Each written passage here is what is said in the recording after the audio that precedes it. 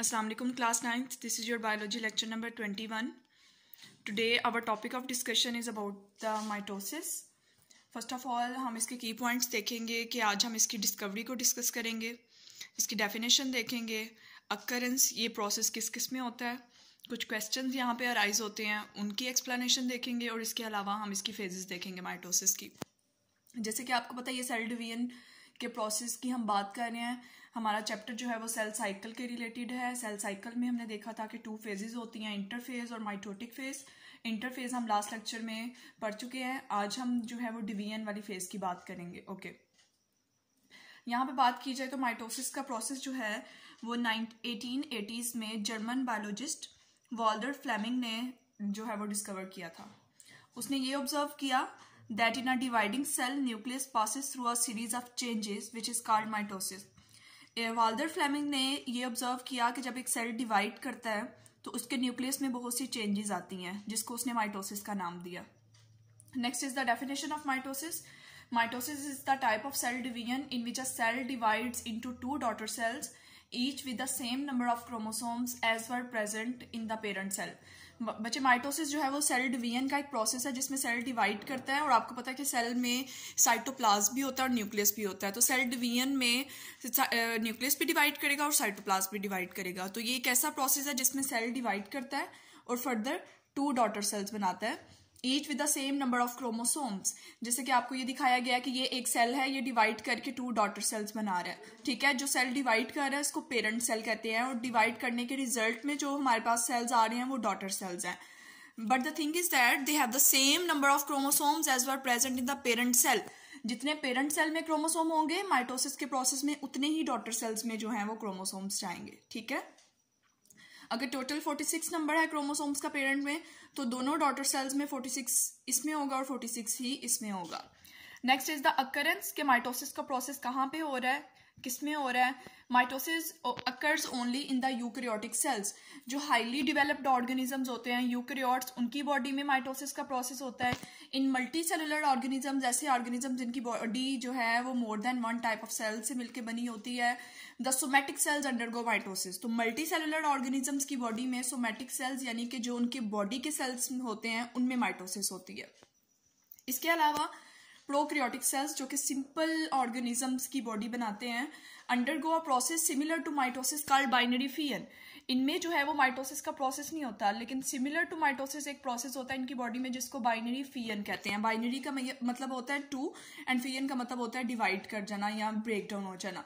तो binary fission में क्या होता है कि जो प्रोकैरियोट्स होते हैं उनकी बॉडी डिवाइड करके फर्दर 2 ऑर्गेनिजम्स बनाती है। ये सिमिलर है प्रोसेस माइटोसिस से ही, लेकिन इसमें माइटोसिस जो है वो प्रॉपर नहीं होती। इसकी रीजन हम नेक्स्ट आकर देखते हैं। यहाँ पे एक क्वेश्चन आ जाता है, differentiate between the somatic cells and germ line cells. बच्चे सोमैटिक सेल्स जो होते हैं are those which form the body of organism. ऐसे सेल्स होते हैं जो ऑर्गेनिज्म की बॉडी बनाते हैं। ठीक है, and somatic cells undergo the mitosis. और जो बॉडी के सेल्स होते हैं उनमें माइटोसिस का प्रोसेस होता है, जो आज हम हमारा टॉपिक है जिसको आज हम डिस्कस करेंगे कि कैसे होती है माइटोसिस, कौन कौन सी फेजेस में से ये गुजरती है। Next is the germ line sales.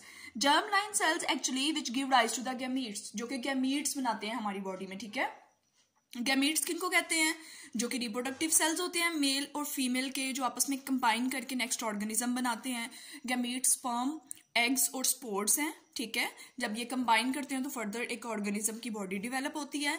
तो germ line cells give rise to the gametes which undergo the meiosis. और इस प्रोसेस में कौन सा जो है वो सेल डिवीजन का प्रोसेस होता है, मायोसिस का। ठीक है, ये इनमें डिफरेंस है कि सोमैटिक सेल्स बॉडी बनाते हैं और जर्म लाइन सेल्स गैमीट्स बनाते हैं। सोमैटिक सेल्स में माइटोसिस होती है और जर्म लाइन सेल्स में मायोसिस होती है। ओके, नेक्स्ट यहाँ पे एक क्वेश्चन अराइज होता है कि prokaryotic cells undergo a process binary fission similar to the mitosis. ठीक है, कि प्रोकैरियोटिक सेल्स में बाइनरी फिजन हो रही है, they do not undergo the mitosis. Why, ऐसा क्यों है कि ये माइटोसिस जो है वो इनमें क्यों अकर नहीं हो रही। इसकी बच्चे मेन रीजन ये है कि प्रोकैरियोटिक जो होते हैं ना ये सिंपल ऑर्गेनिजम्स होते हैं। ये ऐसे सेल्स हैं जो सिंपल ऑर्गेनिज्म लाइक बैक्टीरिया वगैरह को बनाते हैं। और आपको पता है कि प्रोकैरियोट्स में कोई प्रॉपर न्यूक्लियस, कोई प्रॉपर न्यूक्लियर इन्वेलप नहीं होता। जब न्यूक्लियस ही नहीं है तो फिर न्यूक्लियर इन्वेलप भी नहीं होगा। इसके अलावा डिवीजन के दौरान ये स्पिंडल फाइबर्स नहीं बनाते। स्पिंडल फाइबर्स ऐसे फाइबर्स हैं, धागा जो है जैसे एक थ्रेड होता है उस तरह का इसका स्ट्रक्चर होता है स्पिंडल्स का, जिसके साथ जो है वो क्रोमोसोम्स अटैच होते हैं during the process of division. तो इस वजह से इसमें बाइनरी फिजन होती है, इसमें माइटोसिस नहीं होती, ठीक है, लेकिन एंड प्रोडक्ट इनका सेम ही आएगा। पेरेंट सेल डिवाइड करके फर्दर 2 डॉटर सेल्स ही बनाएगा, लेकिन इनमें प्रॉपर न्यूक्लियस, इनमें न्यूक्लियर इनवेलप और इनमें स्पिंडल फाइबर्स नहीं बनते डिवीजन के दौरान, इस वजह से इनमें माइटोसिस नहीं होती, इनमें बाइनरी फिजन होती है। नेक्स्ट अब हम देखते हैं माइटोसिस की phases. Okay students, next are the phases of mitosis. इसमें आपको दिखाई गई है कि there are 2 major phases of mitosis. First one is the karyokinesis and second one is the cytokinesis. पहले हम देखते हैं कैरियोकाइनेसिस क्या है। कैरियो बच्चे एक्चुअली वर्ड कैरी ऑन से डिराइव हुआ है, जिसका मतलब है न्यूक्लियस, एंड काइनेसिस का मतलब होता है division. Division of nucleus is known as the karyokinesis. Second one is the cytokinesis. Cyto means cytoplasm and kinesis mean division. Division of cytoplasm is known as the cytokinesis. तो यहाँ पे 2 आपको phases दिखाई गई हैं माइटोसिस की। यहाँ पे आपकी हेडिंग होगी नेक्स्ट phases of mitosis। इसमें 2 major phases हैं। एक फेज जो है उसमें न्यूक्लियस डिवाइड होता है, which is further followed by the cytokinesis, और बाद में साइटोप्लाज्म डिवाइड होता है। यहाँ पे अब हम डिस्कस करेंगे there are major 4 phases of karyokinesis. अब फर्दर कैरियोकाइनेसिस की भी 4 फेजेस हैं, prophase, metaphase, anaphase and telophase. सबसे पहले हम प्रोफेज को डिस्कस करते हैं। ये कौन सी फेज है उसकी कैरियोकाइनेसिस की। बच्चे प्रोफेज में आपकी जो फर्स्ट वन हेडिंग बनेगी वो है कंडेंसेशन ऑफ क्रोमोसोम्स। इसमें ये होता है नॉर्मली जेनेटिक मटेरियल जो न्यूक्लियस में प्रेजेंट होता है वो लूज थ्रेड लाइक जो है वो स्ट्रक्चर की फॉर्म में होता है, जिसको हम क्रोमैटिन कहते हैं, ठीक है। आपको पता है कि सारा जो जेनेटिक मटेरियल होता है वो सेल के न्यूक्लियस के अंदर होता है। तो प्रोफेज में जो हमारे पास पहले मटेरियल है वो लूज थ्रेड लाइक फॉर्म में पड़ा होता है, जिसको क्रोमैटिन कहते हैं, जैसा कि आपको फर्स्ट वाली डायग्राम में दिखाया गया है, ठीक है। ये एक सेल है, सेल के सेंटर में न्यूक्लियस है, और न्यूक्लियस में जो आपको जेनेटिक मटेरियल है वो लूज फॉर्म में नजर आ रहा है, मीन्स कि ये क्रोमैटिन है, ठीक है। अब फर्स्ट हेडिंग में हम देखते हैं कंडेंसेशन ऑफ क्रोमोसोम्स, कि कैसे जो है वो at the onset of prophase, जब प्रोफेज स्टार्ट हो जाती है फर्स्ट फेज ऑफ कैरियोकाइनेसिस, तो क्या चेंजेस आती हैं। क्रोमैटिन कंडेंस हो जाता है किसमें, into highly ordered structure called chromosome, एक बिल्कुल अपनी प्रॉपर शेप में आ जाता है। पहले तो वो लूज मटेरियल की फॉर्म में पड़ा है, जैसे कि फर्स्ट डायग्राम में दिखाया गया। सेकंड डायग्राम में आप देखें कि यही लूज मटेरियल अब एक हाईली ऑर्डर्ड फॉर्म में आ गया, अब इसका सही से स्ट्रक्चर बन गया, और वो कौन सा स्ट्रक्चर है इसमें, क्रोमोसोम्स का। ओके, नेक्स्ट आपकी हेडिंग होगी स्ट्रक्चर ऑफ क्रोमोसोम्स, कि क्रोमोसोम का स्ट्रक्चर कैसा होता है। जैसे कि आपको पता है कि जेनेटिक मटेरियल जो है वो डुप्लीकेट हो चुका है पहले से ही, एस फेज में जो हमने देखी थी कि इंटरफेज में एक सिंथेसिस फेज होती है, वहां पे डुप्लीकेट हो चुका है आपका genetic material. Each chromosome is actually made up of 2 sister chromatids. ये आपको क्रोमोसोम का स्ट्रक्चर दिखाया गया है, आपको इसकी आर्म्स नजर आ रही होंगी, अपर एंड लोअर, तो इन आर्म्स को सिस्टर क्रोमाटिड्स कहते हैं। सिस्टर क्रोमाटिड्स हम इसको इसलिए कहते हैं क्योंकि ये एक ही क्रोमोसोम के साथ अटैच है। Next thing is that they are sister chromatids actually bound together at the same centromere. ये जो सेंटर आपको स्ट्रक्चर नजर आ रहा है राउंडेड, इसको सेंट्रोमियर कहते हैं। इसी सेंट्रोमियर के साथ सिस्टर क्रोमाटिड्स अटैच होती हैं, ठीक है। Each chromosome also has kinetochore at a centromere. अब इस सेंट्रोमियर पे काइनेटोकोर होती है। अब काइनेटोकोर क्या है, ये एक कॉम्प्लेक्स प्रोटीन है, ठीक है, जो कि सेंट्रोमियर पे प्रेजेंट होती है और जो क्रोमाटिड्स को अपने साथ अटैच करवाती है। और इसके अलावा इसका ये फंक्शन है कि ये प्रोटीन्स जो है वो स्पिंडल फाइबर्स को अटैच करवाएगी इसके साथ, ठीक है। काइनेटोकोर एक कॉम्प्लेक्स प्रोटीन है, ये एक ऐसा पॉइंट जनरेट करती है जहां पे आके स्पिंडल फाइबर्स अटैच होते हैं, ठीक है। जब सेल ने डिवाइड करना होता है तो ये जो थ्रेड लाइक स्ट्रक्चर है इसको स्पिंडल फाइबर्स कहते हैं, तो वो अटैच होते हैं यहाँ पे आके काइनेटोकोर के साथ। ओके, क्लियर है स्ट्रक्चर क्रोमोसोम का। Next heading is the duplication of centrioles. अब बच्चे सेंट्रियोल जो है वो डुप्लीकेट करेगा। सेंट्रियोल्स जैसे कि आपको पता है हमने 4th चैप्टर में पढ़ा था कि ये न्यूक्लियस के आउटर साइड पे प्रेजेंट होते हैं। 2 सेंट्रियोल्स होते हैं सेल में, ठीक है, और उनको कलेक्टिवली जैसे आपको ये नजर आ रहा है, ये 2 सेंट्रियोल्स होते हैं, न्यूक्लियस की एक्सटीरियर साइड पे प्रेजेंट होते हैं। इनको कलेक्टिवली अगर बोले तो सेंट्रोसोम कहते हैं, ठीक है। साइटोप्लाज्म में ये होते हैं, ओके, न्यूक्लियस के करीब। ईच सेंट्रियोल डुप्लीकेट्स एंड दस 2 डॉटर सेंट्रोसोम्स आर फाउंड। अब यहाँ पे नेक्स्ट स्टेप में क्या होगा, डुप्लीकेशन होगी सेंट्रोसोम की, ठीक है।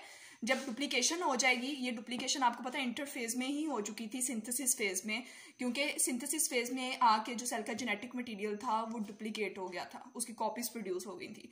डुप्लीकेशन के बाद क्या होता है, ये दोनों सेल के दोनों पोल्स पे चला जाएगा, ठीक है। अब नेक्स्ट आपकी हेडिंग होगी माइटोटिक स्पिंडल। जब डुप्लीकेशन हो गई सेंट्रियोल्स की, नेक्स्ट माइटोटिक स्पिंडल बनेंगे। वो क्या होता है कि सेंट्रोसोम जब माइग्रेट करके सेल्स के अपोजिट पोल्स पे चले जाते हैं, here they give rise to microtubules. तो आपको पता है सेल में माइक्रोट्यूब्यूल्स भी होती हैं। जब वे चले जाते हैं अपोजिट पोल्स में तो ये माइक्रोट्यूब्यूल्स बनाते हैं। कैसे?